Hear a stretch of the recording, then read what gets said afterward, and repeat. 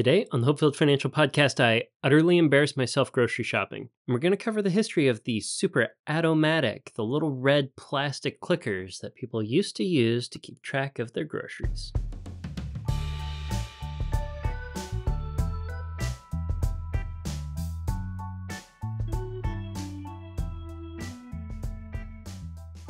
Good morning and welcome to the Hopefield Financial Podcast. My name is Jay Disberger, your one and only Hopefield Financial Coach, and I am happy that you're here with us today. Last week, we talked about the entire timeline between Dave Ramsey and myself when it came to 8 to 10% safe withdrawal rates and my phone call that I made to him in November of 2023. And it was around the time that I was interviewed by Tom the Savings Captain that I became aware of a very interesting device that used to be a mainstay of American culture. And that would be a little red plastic counter that people used to use to add up their groceries. They're like the little clickers that you'd use to track laps or people entering a door, but there are multiple buttons so you can independently record cents, dimes, dollars, and in some instances, $10. If you can see the video version of the podcast, I'm sharing an image of one of these little Super Atomatic mechanical calculators that I found on eBay.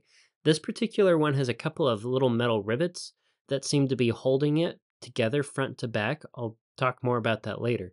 But there are only 3 digits on it. There's cents, dimes, and dollars. While I was researching this topic, I found that even though there was just one place for the dollar sign, some wheels went up into the double digits, up to $29 or so for the larger grocery trips that happened in the 50s. Goodness, I would love a $20, $30 shopping trip now. But these were everywhere, and a lot of them were red. I'm going to show you another one now.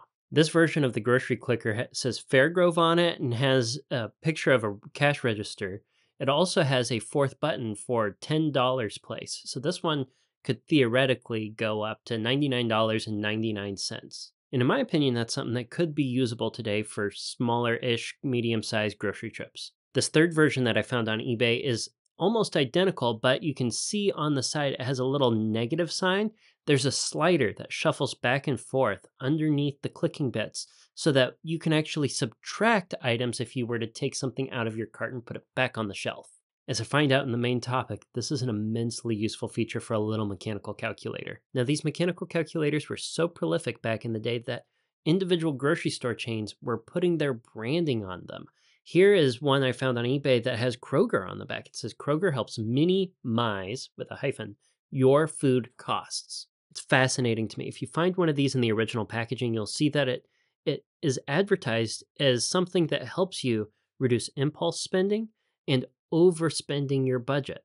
And we know that the majority of grocery store purchases made in America today, by a small margin, but still the majority, are unplanned impulse purchases. And I have a theory that these went out of style because grocery stores realized that they were leaving a lot of money on the table by giving customers a tool to keep track of what they were putting in their carts.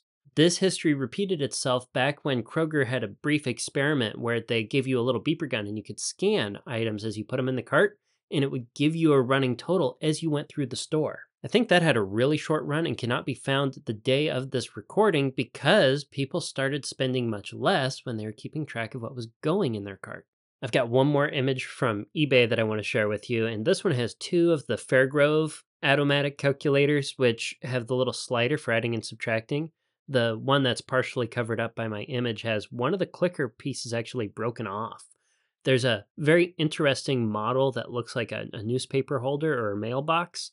It only has one giant clicky button on the top, and it has 2 digits underneath it. It says Clover on it. Looks like there are a couple of mechanisms on the side, not sure what they do. But this one looks like it's just recording dollars. Then there's one that says Handy Counter on it. It looks just like the Fairgrove one, doesn't have a way of subtracting, and it's also the bright cherry red that all of these seem to be. These little clicky calculators were everywhere, and it was commonplace to have them at the grocery store. It was a cultural norm to be budget conscious while filling your grocery cart. And I know that I have friends and family who feel like it's weird to take a calculator to the store or be adding things up as they're filling their cart because it's just not the norm anymore. I was so fascinated by this brief bit of American history for grocery shopping that I bought one of these on eBay. What I'm holding in front of me is the Handy Counter. very, very similar to the one in the last image that I shared with you from eBay. But this one, instead of being cherry red like most of them are, is black with gold lettering. It's very curious to me that some of them were different colors, but most of them were red.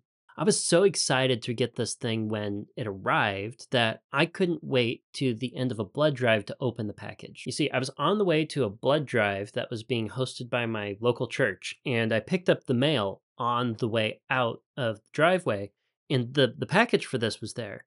So I held on to the package, and once I was in the chair getting ready to donate blood, I worked on opening it and pulled out the little handy counter.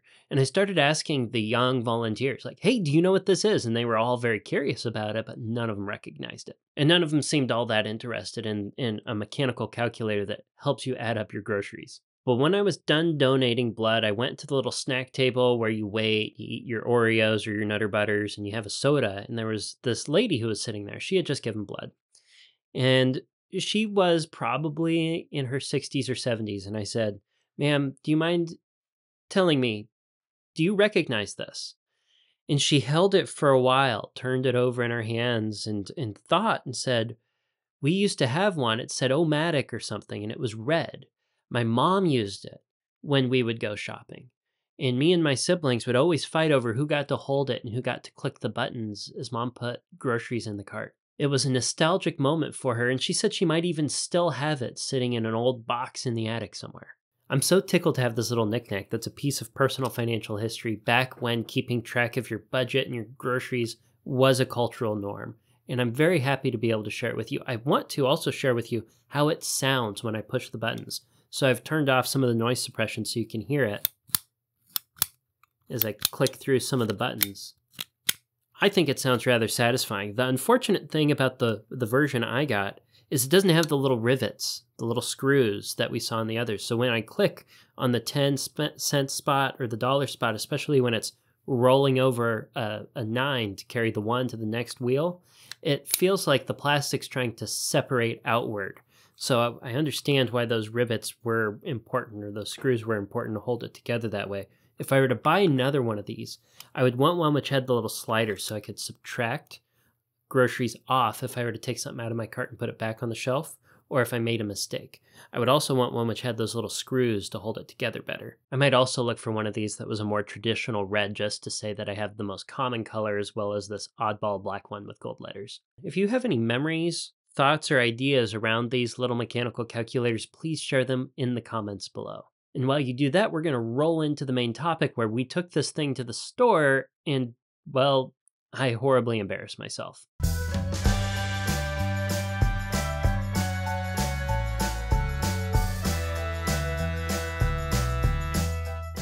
Welcome back. While the music was playing, I zeroed it back out. One of the really unfortunate things about the model of calculator that I have here, the handy counter, is there's no way to reset it other than to roll through and get to $90 and then click the $10 space to get it back to zero.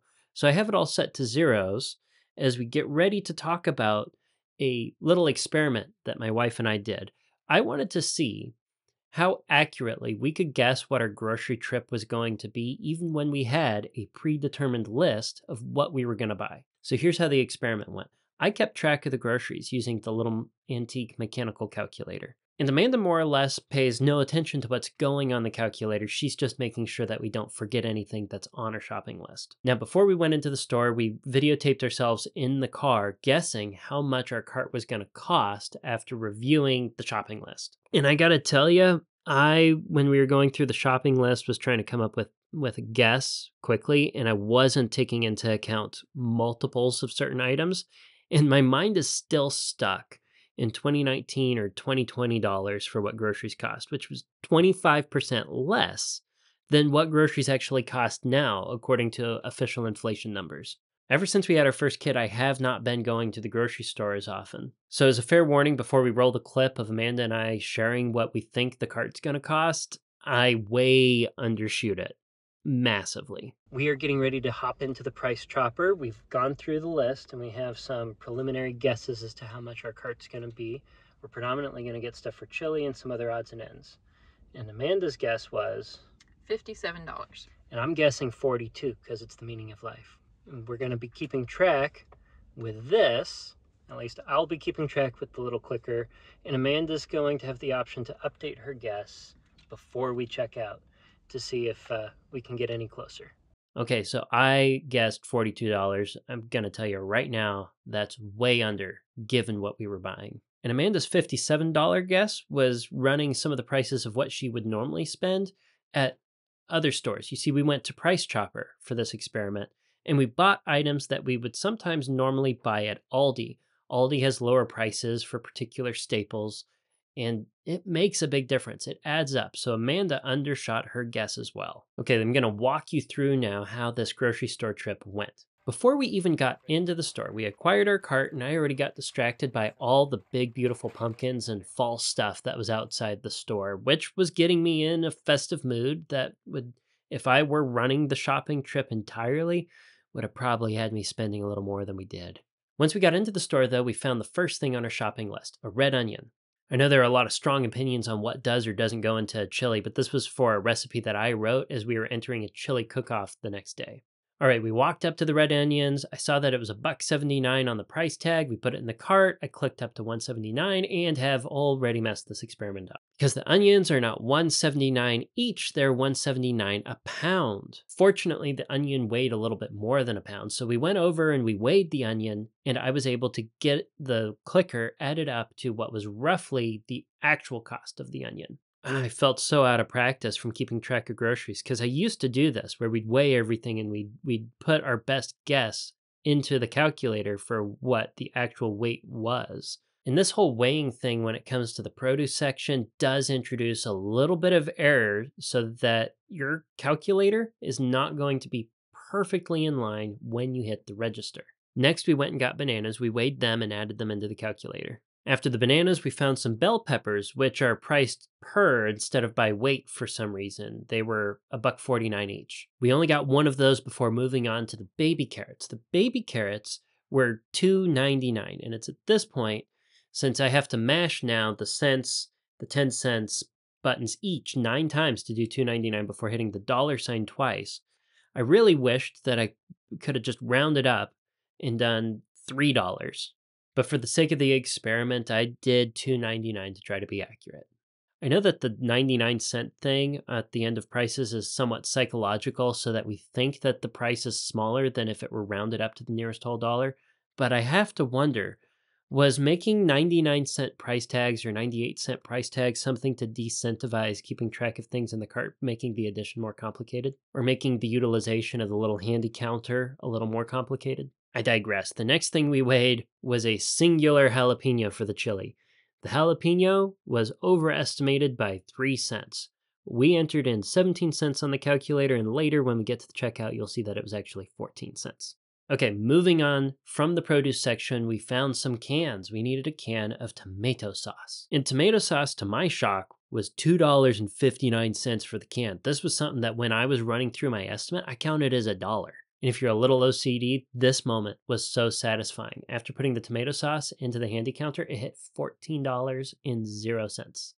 All right, next we got a couple cans of beans for 99 cents each, and I really wish that it would have just hit the dollar sign twice, because in doing the 99 cents, the clicker jammed up on me a little bit. I got it to $15.98 with a little bit of effort, but the fact that this is mechanical as opposed to digital was starting to rear its ugly head. Either that or this particular one is just old and worn enough to have some issues while adding up. If I had one that worked a little smoother, I would actually like taking it to the store. And this is the part where I messed up the most. We got a packet of lunch meat for $5.69.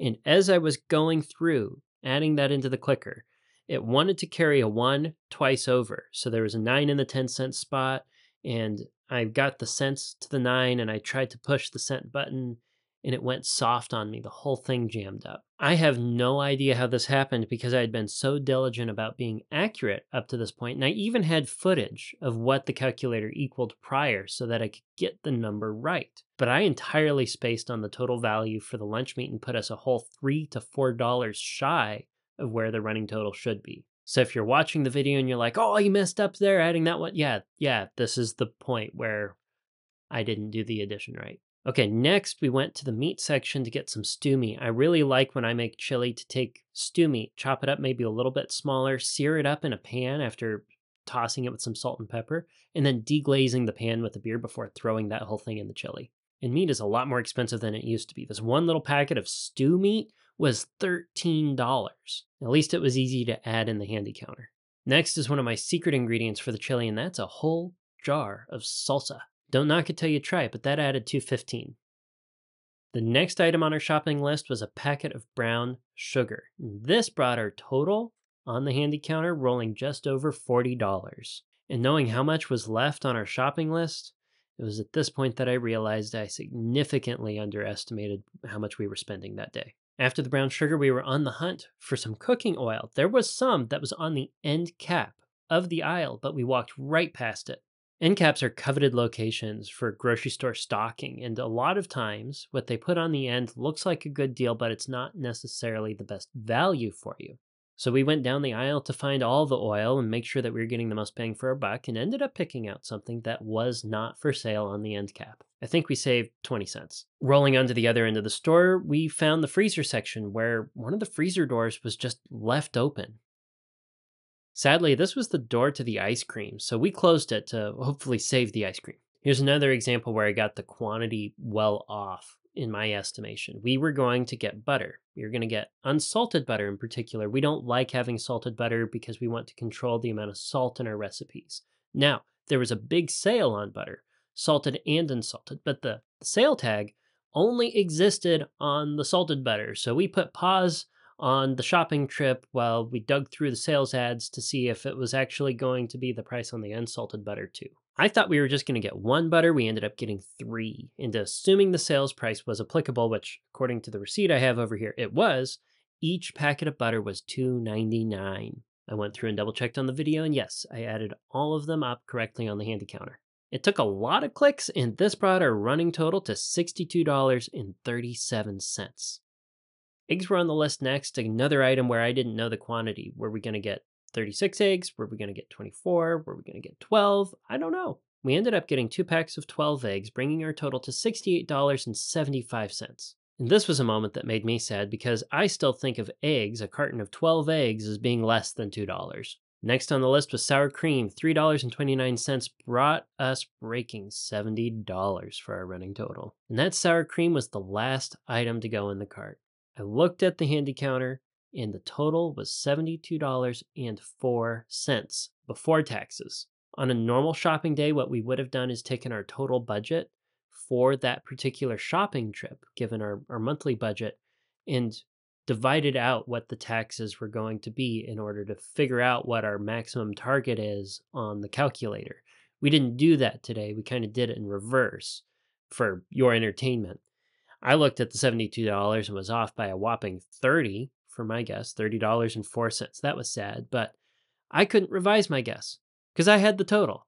Amanda could, though. This whole time she knew she was going to have an opportunity to revise her guess if she so desired. So I asked her at this point, how much do you think the shopping cart actually is? Somewhere along the line, she told me that she used Aldi prices in her head to try to figure up the cart and knew she was under.